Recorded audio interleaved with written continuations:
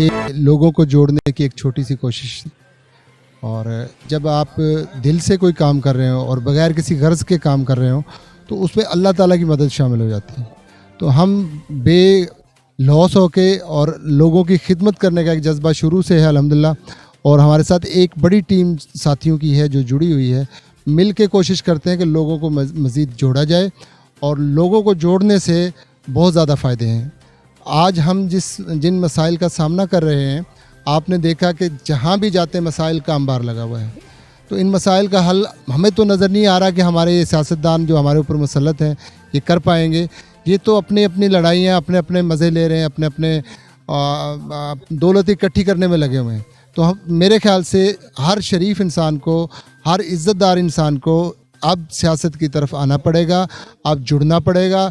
वरना इस मुल्क में आप देख रहे हैं कि जो अफरा तफरी का माहौल बन चुका है, इसको काबू करना, इस जिन को बोतल के अंदर डालना इस वक्त बहुत नामुमकिन की तरफ चला गया है।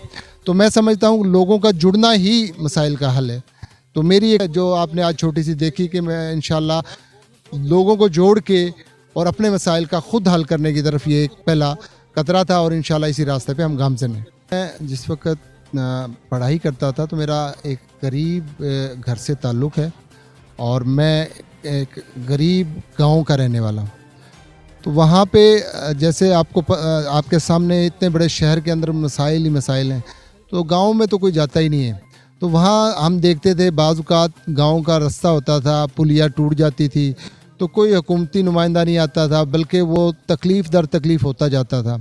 तो हम क्या करते थे, हमने तो कुछ दोस्तों की एक टीम बनाई हुई थी जो अपना जेब खर्च इकट्ठा करते थे और उस पुलिया को जाके ठीक कर देते थे। तो इसी तरह हम छोटे छोटे काम करते थे मिलजुल के।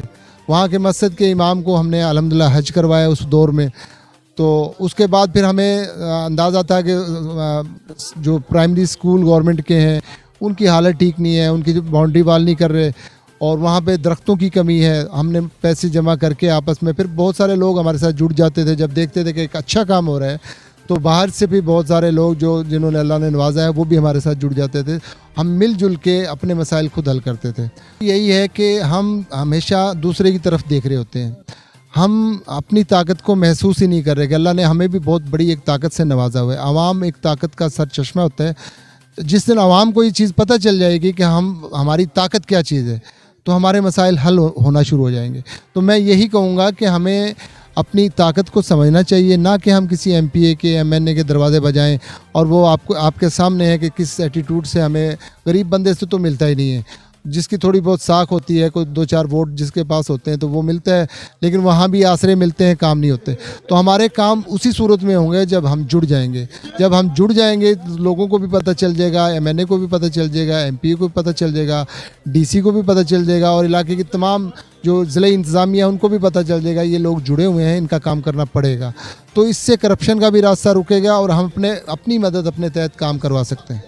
तो मेरा यही एक मैसेज है कि हमें अपनी ताकत को समझना चाहिए। ये